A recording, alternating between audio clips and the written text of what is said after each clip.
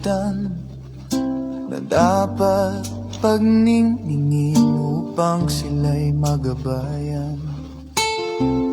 Kadiliman ng kapaligiran, ang munting ilawan ay dapat na mapagmasdan. Pagningin mo ang iyong ilawan upang kadilim ay lumisan.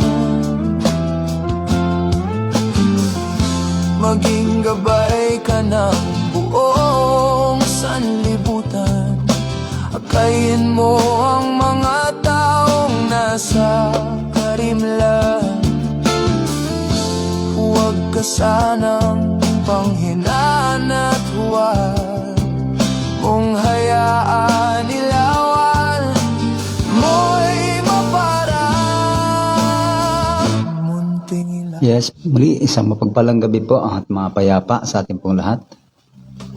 Dito po patuloy po tayo na maghahayag ng salita ng Panginoon. At umaasang tayo po ay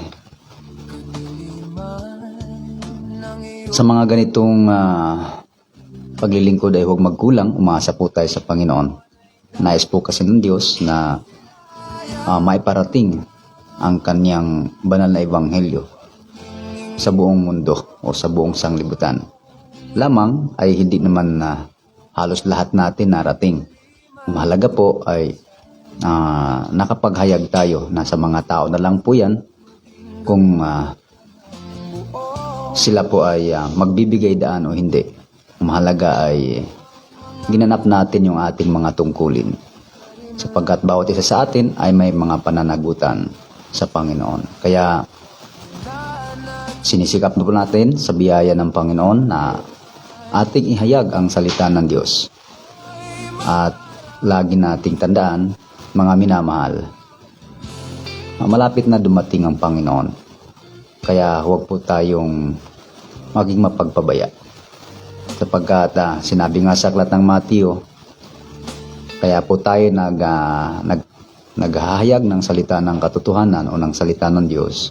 Sabi po sa aklat ng Mateo ay magsiyaon nga kayo sa buong sanglibutan at gawin ninyong mga alagad ng lahat ng mga bansa na sila'y inyong bautismuhan sa pangalan ng Ama, Anak at ng Espiritu Santo. Na ituro niyo sa kanila na kalangganapin ang lahat ng mga bagay na inutos ko sa inyo. At narito, ako'y sumasa inyong palagi hanggang sa katapusan ng sanglibutan.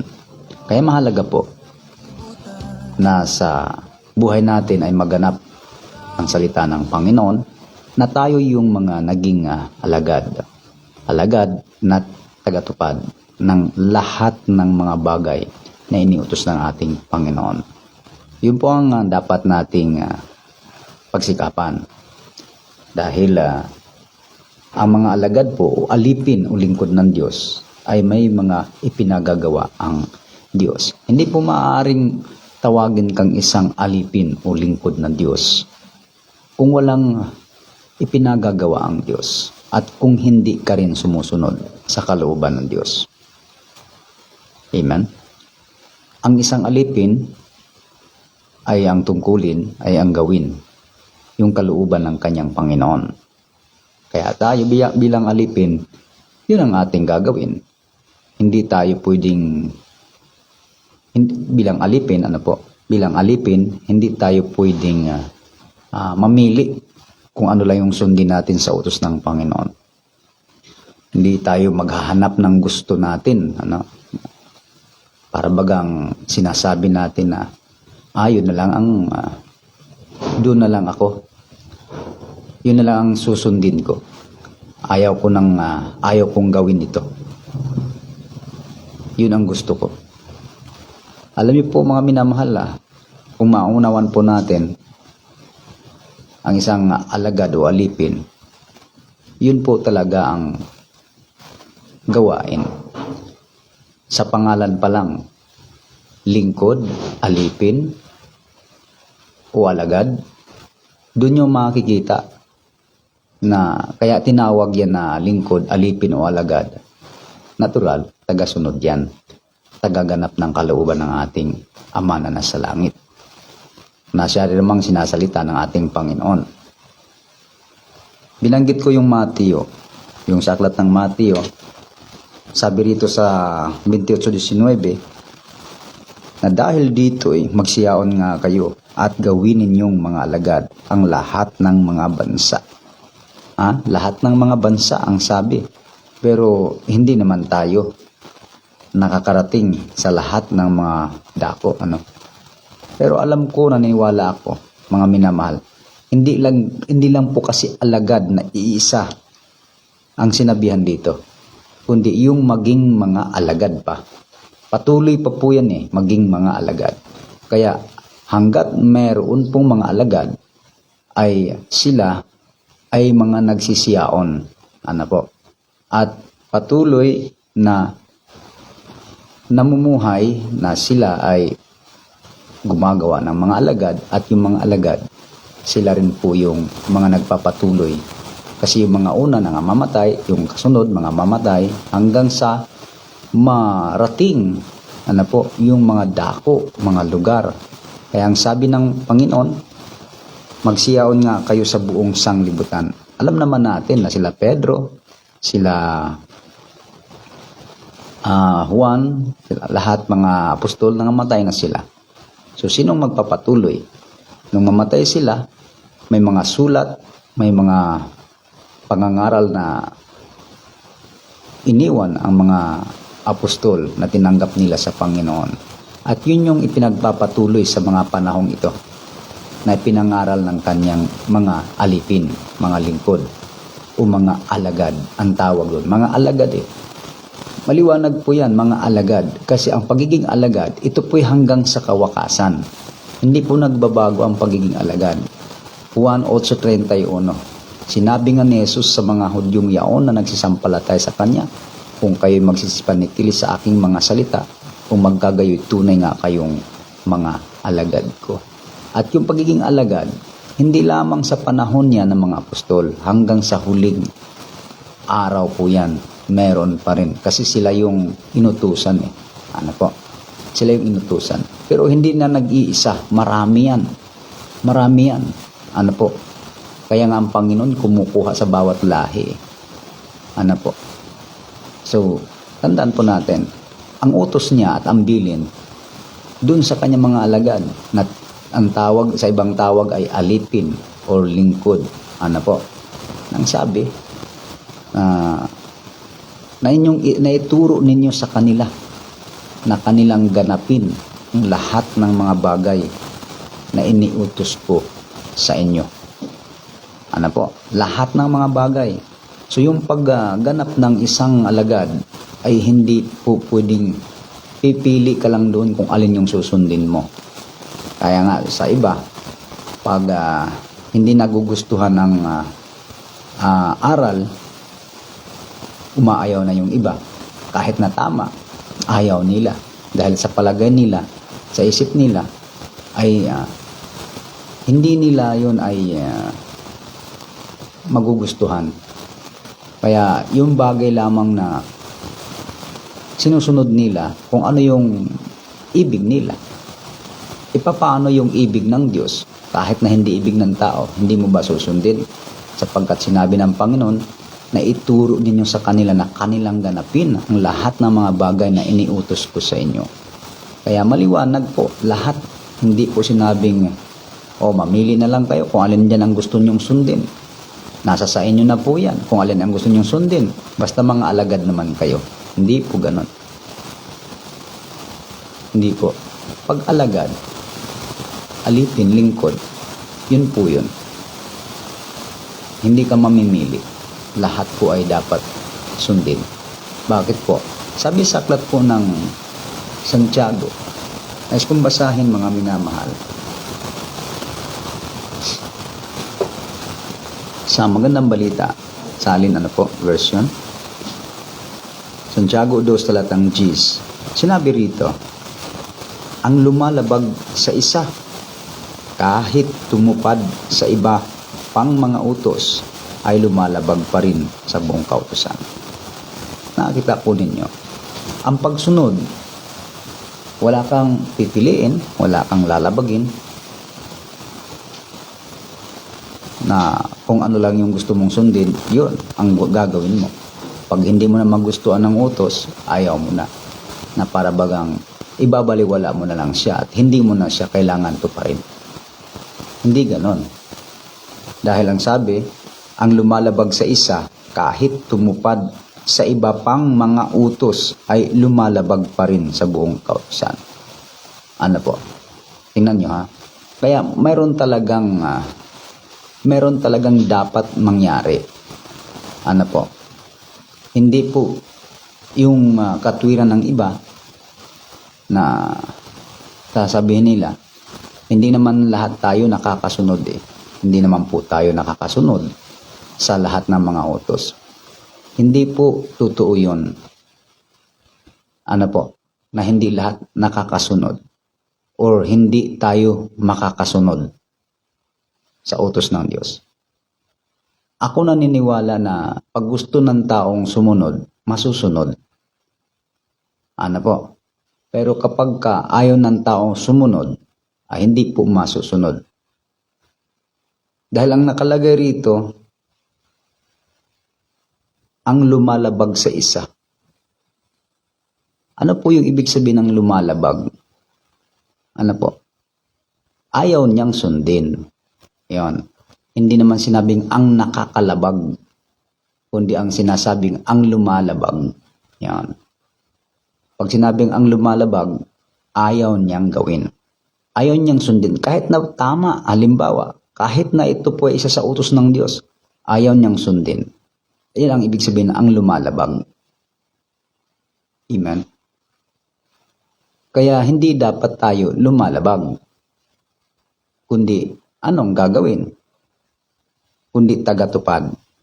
Sapagkat kahit daw tumupad sa iba pang mga utos, ay lumalabag naman sa isa, ay lumalabag pa rin sa buong kautusan.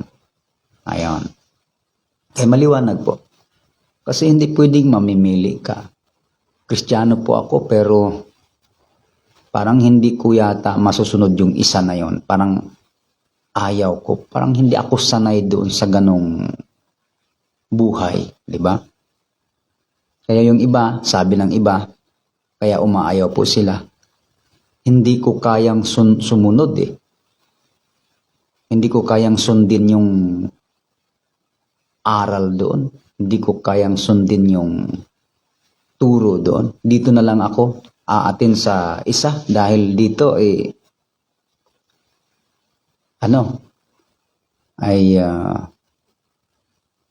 maaari pa ito pero yung doon hindi. Pwede kaya yon sa isang alipin, sa isang lingkod o isang Kristiyano?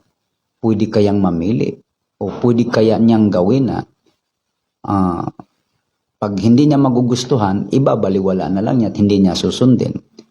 Kahit na tama, ano po? Ayun, maliban na lang kung yun ay mali. Maliban na lang kung kapag ginawa niya ay magkakasala siya. Pero kung ginawa mo ang isang bagay na ito'y bahagi sa utos ng Panginoon, na hindi mo nasa halip ay hindi mo ipagkakasala, kundi lalong gaganap mo yung mabuhay ka na sinasabing walang kapintasan. Ano po? Yung masumpungan na walang kapintasan. Kaya yung iisipin ng tao na hindi ko kaya yung turo doon, hindi ko kaya yung aral doon, hindi ko kayang sumunod. Ano? Doon na lang sa isa dahil mas madali yun kaysa dito. Doon na lang sa isa dahil mas magaan. Doon na lang sa isa kasi parang hindi naman masyadong maselan, hindi naman masyadong seryoso. Hindi masyadong yung parabagang ano. Alam nyo, once na tayo po ay nagdesisyon na sumunod, dapat susunod ka ng walang pamimili, walang aayunan o hindi aayunan na utos ng Diyos. Tingnan nyo, binilinan pa nga ang mga alagad. Ano ang bilid? Na ituro ninyo sa kanila. O, di ibig sabihin, ang mahalaga na ituro. Amen? Ang mahalaga na ituro. Hindi na pananagutan yon nung nagtuturo. Pero kung hindi na ituro o hindi itinuro kahit na inutos na ituro, ay may problema may problema yung binilinan. Mananagot yun. Ano po? Mananagot yun sa Diyos na nagbibilin sa Kanya. Sa mga alagad, kung hindi ituro yung itinuro ng Panginoon, di ba? Eh may pananagutan siya sa Diyos. Pero kung itinuro niya, pero yung mga naaralan ay hindi susunod, ay problema na yon ng mga naaaralan. Problema na yon ng mga tagasunod, kung susundin o hindi. Hindi na po pananagutan yon ng nagtuturo. Maliban na lang siguro kung inilihim niya yung mga utos na dapat sundin. Hindi niya itinuro dahil natatakot siyang matisod, natatakot siyang umayaw, natatakot siyang hindi na-attend. Yung mga ganon ay hindi yun ang isang tunay at tapat na tagapagturo kung tutuusin. Pero kung ginanap mo naman na ituro, ay mas maganda na naituro sa kanila. At kung may mamimili man, meron mang hindi tutupad sa ibang mga utos, eh di ang sabi rito, ang lumalabag sa isa kahit tumutupad sa iba, pang mga utos ay lumalabag pa rin sa buong kautusan. Kasi ang diwa dito ay lumalabag, hindi naman nakakalabag.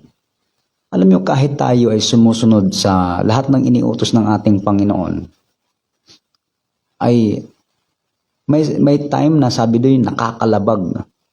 Marami kasing sinasabi sa utos ng Diyos Ano po?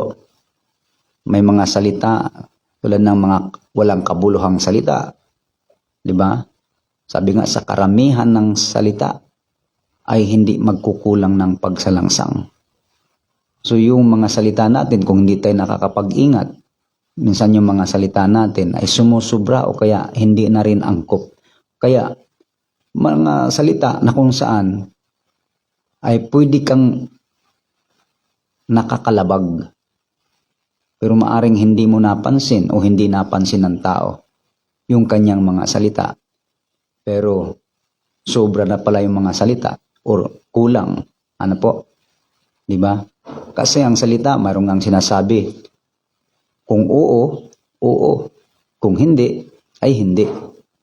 Dahil ang humihigit pa sa mga bagay na ito, ano po?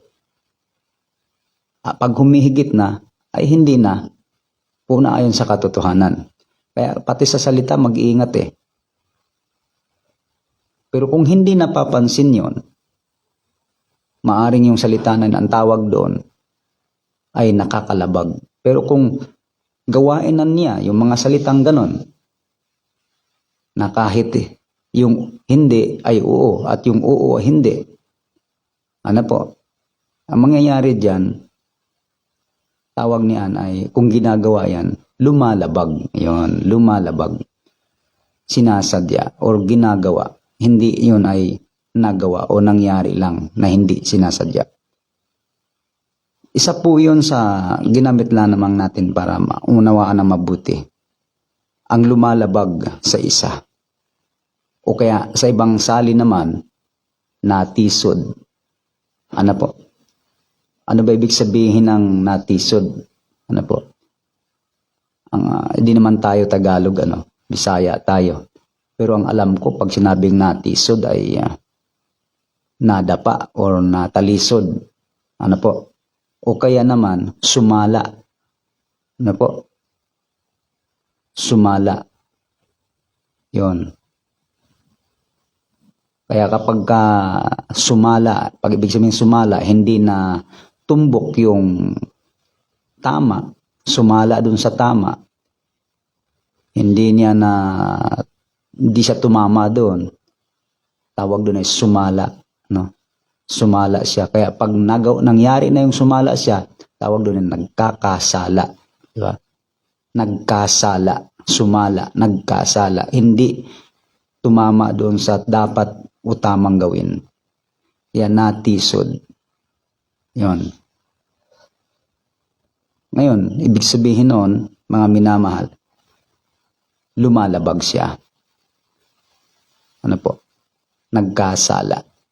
Ang lumalabag sa isa kahit tinutupad ang iba ay nagkakasala pa rin sa buong kautusan. Kasi ang gusto ni Kristo, sundin mo lahat. Wala kang itinatangi. Ano po? Kaya sana doon sa mga iba na ang buong akala nila ay pwede yung ginagawa nila na namimili sila ng sundin. Hindi po tama yun. Hindi po tama yun. Na mamimili ka ng gusto mo lang sundin sa mga utos ng Diyos. Dapat lahat yan pare-pareho mong ganapin. Wala kang itinatangi, wala kang dapat pabayaan.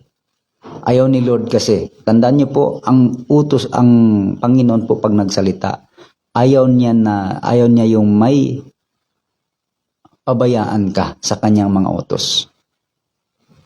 Ano po, ayaw niyang may kulang ang pagsunod ng tao.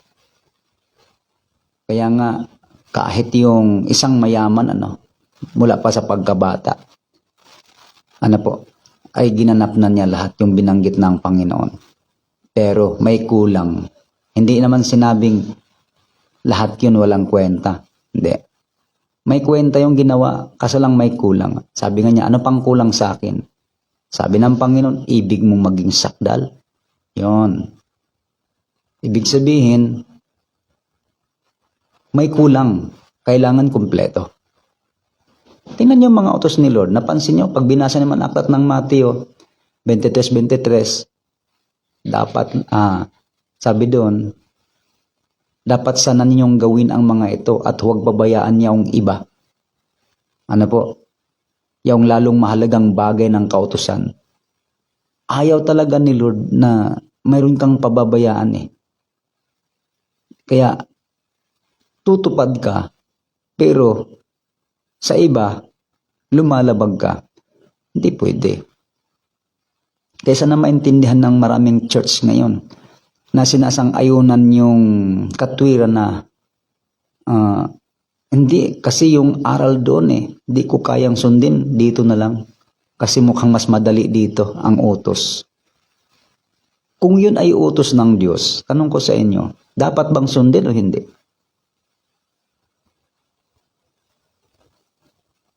Natural, susundin mo. Dahil utos kahit mahirap pa yan, susundin mo. Dahil ayaw ni Lord na may lalabagin kang isa. Dahil ang bilin nga na ituro ninyo sa kanila na kanilang ganapin ang lahat. Hindi naman sinasabing, ituro nyo sa kanila ang mga utos. Ang lahat ng mga utos ko, pero nasa kanila kung ganapin nila lahat o hindi, okay lang yon. Wala namang ganyan mga minamahal. Walang ganyan. Naituro nyo sa kanila ang aking mga utos at nasa kanila kung ganapin nila lahat. Hindi naman ganon. Ang bilin na ituro ninyo sa kanila na kanilang ganapin. Alin? Ang lahat. Nandun yung word na lahat Nandun yung word na lahat. Ay, anong problema po doon sa ibang church? Bakit sa ibang church ay Umaangal sila sa ibang utos, ayaw nila. Hindi ko kayang sundin, hindi ko kayang sumunod sa, hindi ko kayang sundin yan. Parang, umuurong sila, hindi ko kayang sundin yung aral diyan. Mahirap yan. Paano na lang yung ganito, paano na lang yung ganyan. Dami nilang inaalala. Pag sumunod sila ay dami nilang inaalalang pwedeng magbago sa buhay nila. Ngayon, nakakalungkot pag ganyan ang mga tinatawag na alagad. Hindi yan alagad. At kahit pa lahat na ng church atinan yan, hindi kailanman magkaroon ng tunay na pangalang alagad yan. Alagad din pero hindi tunay na alagad. Sabi nga ni Kristo, sinabi ni Jesus sa mga Hudyong yaon na nagsisampalataya sa Kanya, kung kayo'y magsisipanatili sa aking mga salita, kung maggagayoy, nananatili sa Kanyang mga salita, kung maggagayoy, tunay nga kayong mga alagad ko. Sana po maintindihan ito ng maraming churches ngayon, mga church ngayon, na naglipa na. Hindi ko naman sinasabing kami lang ang tama. Ito lang, yung punto na ito lang. Ito lang yung binibigyan ko ng punto na sa aral na ito. Na huwag naman na sila sasang-ayunan nila kahit mali. Halimbawa, yung mga nagpapastor. Marami tayong nakikita nagpapastor. Pero may mga pastor pero sumasali pa sa yung politika. 'Di ba? Pati sila hindi nila naunawaan yung kanilang ministeryo o yung tinanggap nilang paglilingkod mula sa Diyos. Iba naman mga pastor, sa kanila pala pwede pala yun. Habang sila'y nangangaral, sila'y nagtuturo, sila rin man pala'y lumalabag. Biro nyo, may nabasa ako, dumaan sa wall ko. So, alam ko naman na lahat tayo pwedeng magkasala, pwedeng magkamali. Alam ko naman. Pero mali, kahit saan isipin, mali, na magpapatuloy ka sa kasalanan. Anong klaseng pastor na dahil sa sinasabing, mayroon pang nagsasabi, wala naman daw perpekto. Walang perpektong tao. Diyan pa lamang po mga minamahal. Diyan pa lang sa salitang walang perpektong tao. Sigurado po kayo? Sigurado po kayong walang perpekto talagang tao sa mundo?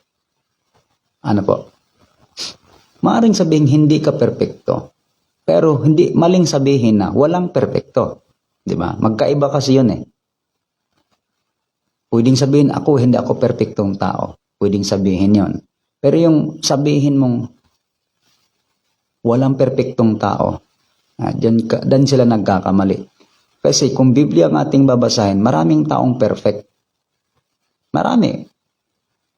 Ewan ko lang kung nabasa nyo na, hindi pa. Pero hindi ko sinasabing kami lang. Parang ganun. Hindi. Doon sa tema o doon sa aral tayo, pwede ba yung ganun? Sa aral. Sa mata ng Diyos ba? Pwede. Kaya sabi ko, nandun na ako na tayo pwedeng maaring magkamali, maaring magkasala. Pero mali naman yung magpatuloy ka sa kasalanan. Isang pastor, nangangaral ka, isang pastor, dami mong inakay. Sabi, inakay daw niya sa Diyos. Tapos siya naman ay namumuhay sa kasalanan. Tapos sabi ng ibang nag-comment, kahit pa yan ay ganyan, ginamit naman daw siya ng Diyos. Mga minamahal. Pero ito ang tanong ko sa inyo. Paano yun? Paano niya inakay sa Diyos? Paano niya inakay? Sinabihan niyang, huwag kayong magnakaw.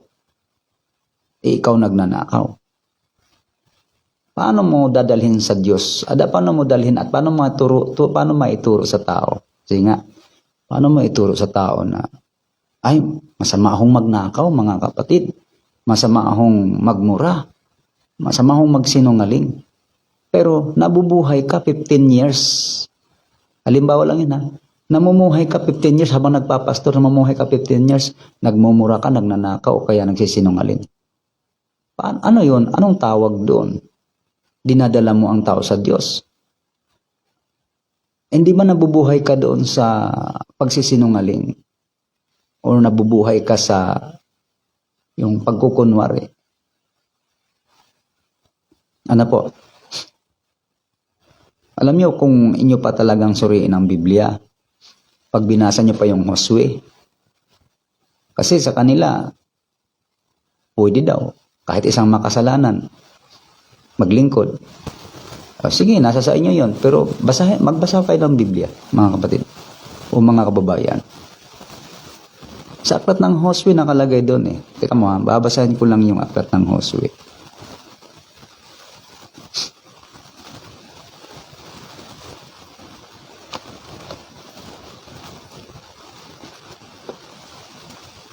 Meron kasi ditong sinasabi,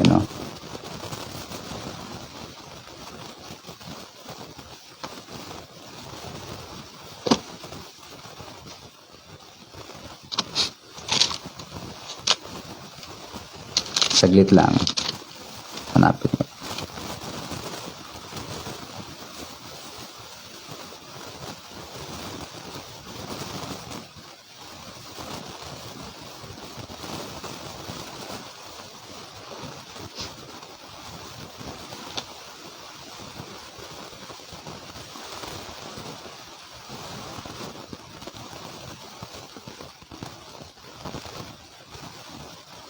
Basahin ko muna dito sa Josue sa 12.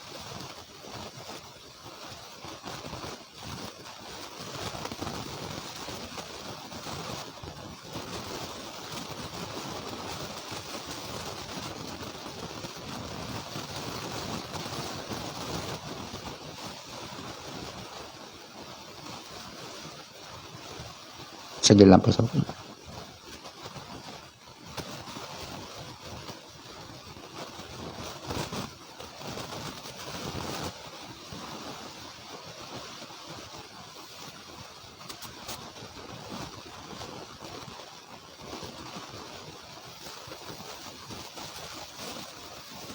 Josue 24:19 pala.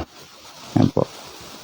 At sinabi ni Josue sa bayan, kayo'y hindi makapaglilingkod sa Panginoon, sapagkat siya'y isang banal na Diyos. Siya'y mapanibughuing Diyos. Hindi niya ipatatawad ang inyong pagsalangsang ni ang inyong mang kasalanan. Dito sa puntong ito, na nabasa natin, may sinabi rito sabi rito, kayo'y hindi makapaglilingkod sa Panginoon, sapagkat siya'y isang banal na Diyos. Ano ba ibig sabihin ni Josue dito?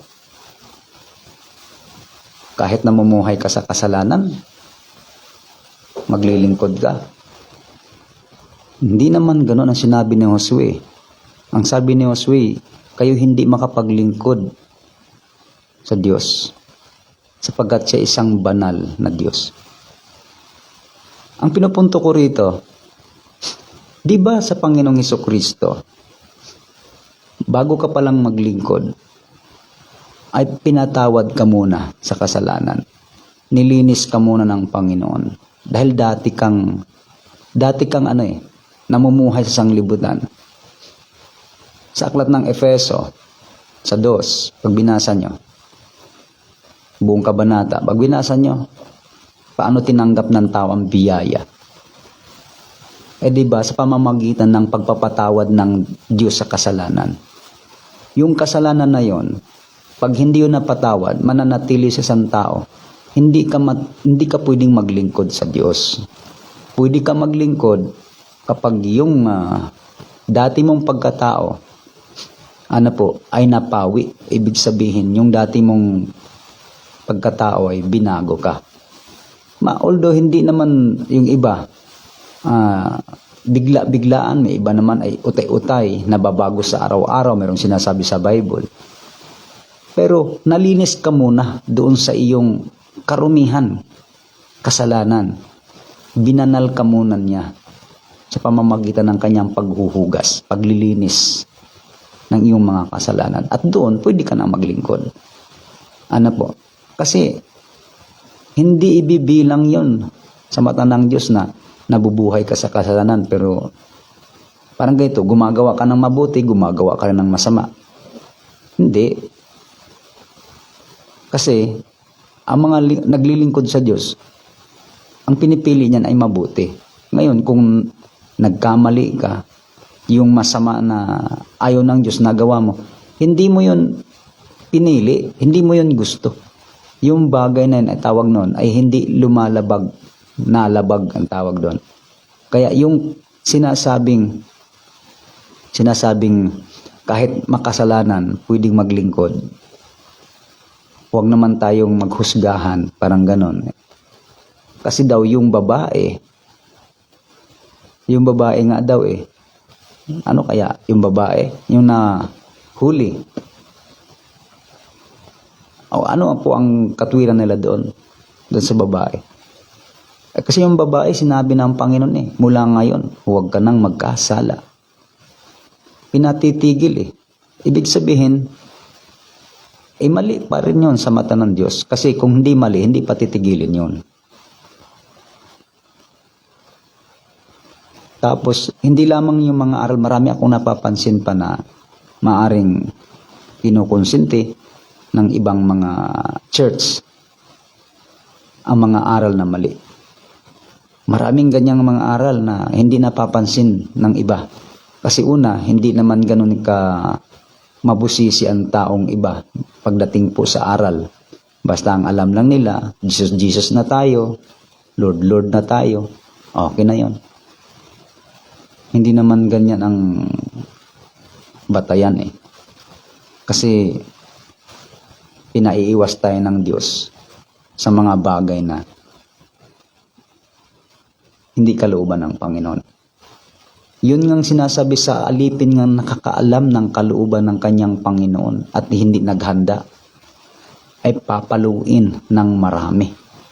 Isipin niyo po,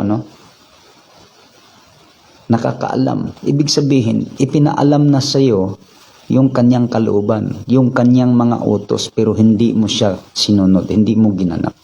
May parusa, may palo. Sana po naintindihan po natin, nakuha-kuha po natin ang ibig nating sabihin, mga minamahal, sa ating binasa.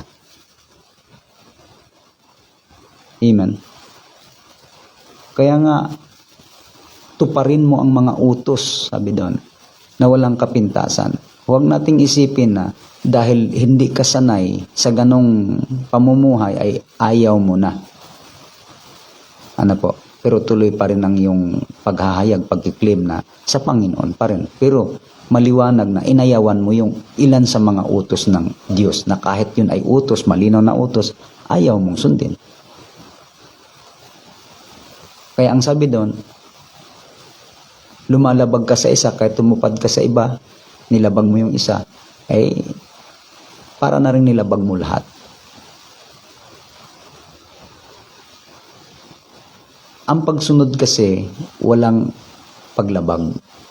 Tawag nun, walang kapintasan. Sa aklat ng Timoteo, unang Timoteo, ito, babasahin ko po ito. 6 ng unang Timoteo, 14.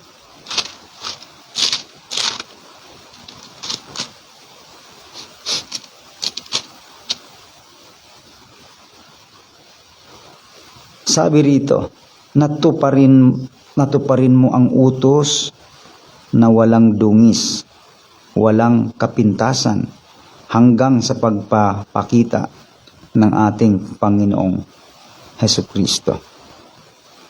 Ayun. Tapos ang sagot ng tao, hindi, wala namang nakakasunod sa utos ng Diyos. Tao lang tayo. Natural, tayo ay may limitasyon. Tapos sabi ng iba, ay ano daw, yung utos ng Diyos naman ay hindi daw naman lahat nakakasunod. Lahat hindi nakakasunod. Iba kasi yung hindi lahat nakakasunod. Hindi lahat nakakasunod kaysa hindi masusunod. Yun. Kasi yung salitang masusunod mo pero hindi lahat nakakasunod. Kung susundin mo siya, masusunod mo siya, pero hindi lahat.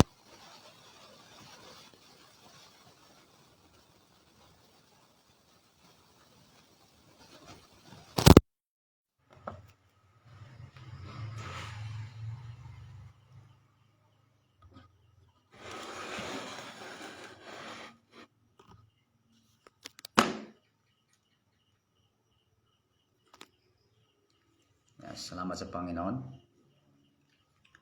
Medyo nawala yung ano natin, sound. Pero hindi lahat, wait, lilinawin lang po natin. Sabi ng iba, hindi raw lahat nakakasunod. Maari nga, hindi lahat nakakasunod. Pero hindi ibig sabihin, yung utos ng Diyos ay hindi masusunod kapag sinunod. Ayan. Dahil, pag sinunod ng tao, kayang sundin. Pero hindi lahat nagpasyang sumunod. Ayan. Kaya matatawag natin na hindi lahat nakakasunod. Kasi hindi naman lahat gustong sumunod. Tama po ba? O mali? Comment nyo lang kung mali ating mga salita. Ano po? So tuloy po tayo. Sa puntong yan, mga kapatid, yung salitang walang nakakasunod, mali yon. Mali naman yung salitang walang nakakasunod. Pero yung salitang hindi lahat nakakasunod, pwede yon. At kaya sabihin natin, o kaya sabihin natin, hindi lahat ay sumusunod. Pwede yung salita na yon kasi hindi naman lahat ng tao talaga sumusunod. Pero hindi nangangahulugan na ang utos ng Diyos ay hindi kayang sundin at hindi masusunod. Yon. Kaya nga sinasabi sa aklat ng Timoteo, okay. Paumanin po mga kapatid, medyo humina yung sound natin at nawala yung ating amplifier natin sa ating pagla-live. So nasa na ba tayo? Sa talatang 14. Natuparin mo ang utos na walang dungis, walang kapintasan. Yan o. Hanggang sa pagpapakita ng ating Panginoong Jesucristo. Ibig sabihin, pwede. Pwede mo siyang masunod kung susundin. Ano ba ibig sabihin ng walang kapintasan? Mga kapatid, mga kababayan natin,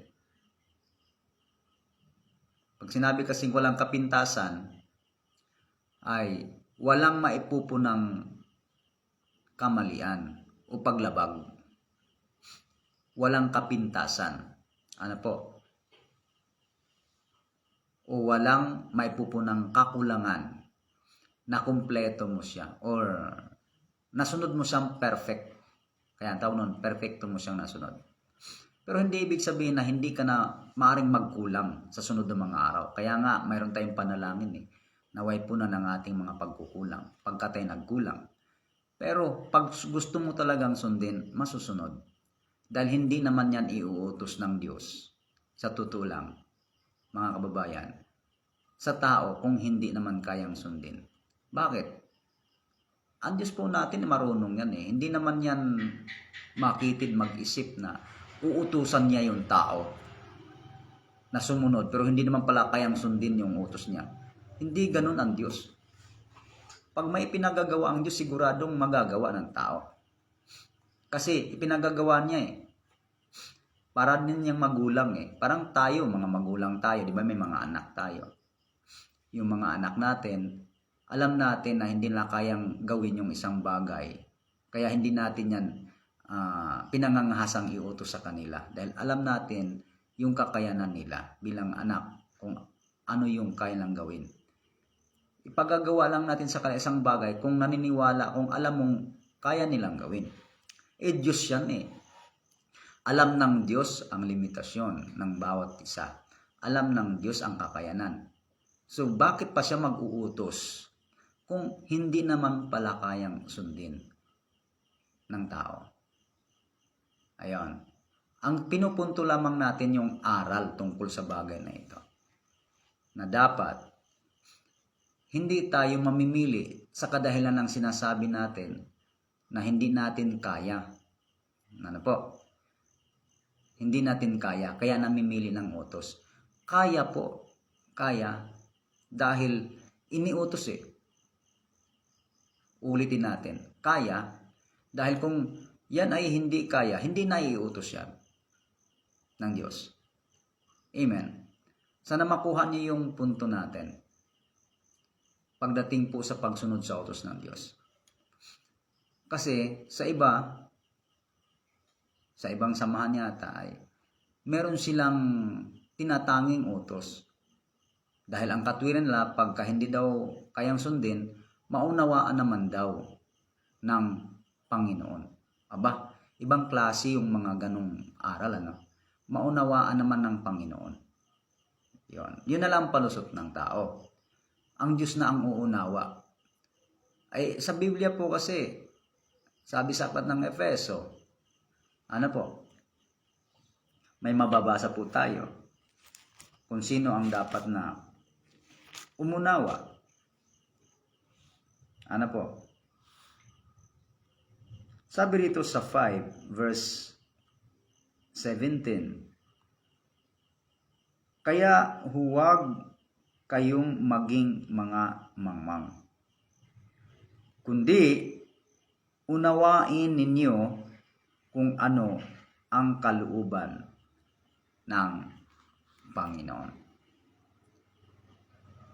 Amen po mga kapatid, mga kababayan, at sa lahat ng mga tagapakinig or saan man pong dako na may nakikinig sa atin ngayon or sa mga ibang araw.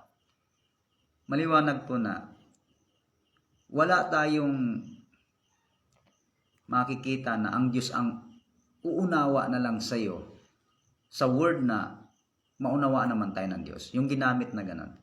Pero may mabasa tayo dito sa aklat ng Efeso sa 5 verse 17 na kundi unawain ninyo kung ano ang kalooban ng Panginoon. Bakit? Kasi hindi naman ang ating kalooban ang susundin natin eh. Kanino ba? Kalooban ng Panginoon. Pag hindi mo gustong sundin ang kalooban ng Panginoon, doon na yun, babalik doon tayo sa diwa kanina na hindi ka pwede tawaging alipin. Kasi ang alipin, ang ginagawa ng isang alipin, kaya tinawag kang alipin, ang ginagawa ng isang alipin ay ang mga utos ng kanyang Panginoon. Naunawan po natin. Kaya ang pagiging Kristiyano, bago ka maging Kristiyano, merong ibinigay sa iyo na utos. Susundin mo yung utos ng iyong Panginoon. Hindi lang po yung iba, kundi lahat ng mga bagay na iniutos ko sa inyo. Kaya sana naman po mga kababayan, huwag isipin ng iba na iba yung sa mga iba. Kaibayo natin sa pananampalataya na okay lang sa kanila, parang okay lang sa Panginoon. Ipinalagay yun sa isip nila. Okay lang sa Panginoon kahit yung ibang utos hindi mo nasusundin. ligtas ka pa rin. O kaya, ganito, ganyan. Kasi sa biyaya daw na ligtas. O kaya, wala naman daw taong makakasunod. Mali kasi yung itinanim eh. Mali kasi yung nasagap na turo siguro. Kaya nananindigan at yun ang nagdala sa tao. Kaya ang tao ay ipinalagay na lang niya na pwede ang ganito. Pwedeng ganyan sa Panginoon. Pero laging salungat yung aral ng Diyos sa ating mga naisip. Nakakalungkot pag gano'n. Kaya makikita mo yung iba, ayun, doon na lang daw sila. Bakit? Ay doon kasi, ay yung utos doon ay gusto nila. Ay kasi naman mga minamahal, kasi pabor sa kanilang kalooban. Ay ang utos kasi ng Diyos, hindi laging pabor sa kalooban ng tao yan. Ang utos ng Diyos, laging kontra sa kalooban ng tao. Ano po? Kaya nga, iniutos ng Diyos yan na dapat sundin dahil ang tao, hindi naman yun ang kaugalian ng tao. Pero pag natutunan ng tao, ano po, na sumunod, yun na po yung sinasabing ayon sa kalooban ng Diyos. Yon. Mamuhay ng ayon sa kanyang kalooban. Yon. Yun yung sinasabing ikaw na yung umunawa, hindi yung ikaw ang inuunawa ng Diyos. Ikaw yung umuunawa sa kalooban ng Diyos. Kaya mamumuhay ka na dito sa lupa na habang naririto ka, mangyari ang kalooban mo tulad ng sa langit. Ano po? Gawin dito sa lupa. Mateo 6, talata po ay patuloy sa 9. Ano po? So yung mga bagay na yan ay ano pa lang po yan eh. Kumbaga katiting pa lamang po yan sa pag-aaral na kung gusto nating matutunan ay yan po ay ano pala ang yan sa mga pag-aaral ng salita ng Diyos. Pero umaasa ako sa Panginoon, lumago-lago ang mga iba. Ano po? Pagdating sa pagkaalam ng mga aral ng Panginoon. Kung pagdating sa pagsunod, pwede bang mamili? Pwede bang umayaw ka sa ganitong utos pag hindi na muna siya magugustuhan? Pag sa tingin mo'y mahirap para sa iyo kasi hindi ka sanay, ay hindi po ganon. Dapat pag-aralan natin kung ano yung ibig sabihin ng salitang alipin. Yan. Kung ano ibig sabihin ng salitang Kristiyano. Kung anong ibig sabihin ng salitang alagad, lingkod, tagasunod. Kung ano ibig sabihin ng salitang anak. Dapat pag-aralan natin yung mga word na yon nang ginagamit o binabanggit sa Biblia. Ano ba ang mga ginagawa ng mga yon? Bakit ba sila natawag ng ganyan? Amen? So, ganun lang kasimple. Kasi, marami tayong nakikita, nagpapatawag na sila anak ng Diyos, lingkod ng Diyos, alipin ng Diyos, mga mga Kristiyano. Pero, hindi nila alam, hindi nila naintindihan yung mga salita na ginamit nila. Kasi, sa pamumuhay, medyo, para yatang taliwas doon sa kanilang pahayag. Hindi sumasang-ayon o hindi umaayon doon sa daloy ng pamumuhay yung sinasabi nila. O halimbawa tayo, isasama natin sarili kung ganun tayo, o di ba?